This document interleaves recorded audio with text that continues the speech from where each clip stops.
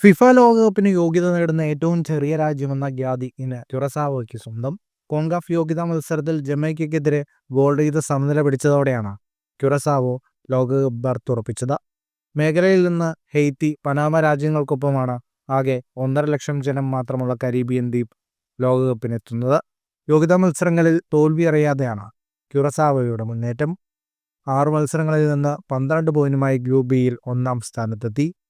ക്യുറസാവോയുടെ ആകെ ഭൂവിസ്തൃതി കേവലം 444 ചതുരശ്ര കിലോമീറ്ററാണ്. ലോകകപ്പ് കളിക്കുന്ന ചെറിയ രാജ്യമെന്ന ഐസ്ലൻഡിന്റെ റെക്കോർഡാണ് ക്യുറസാവോ മറികടന്നത്.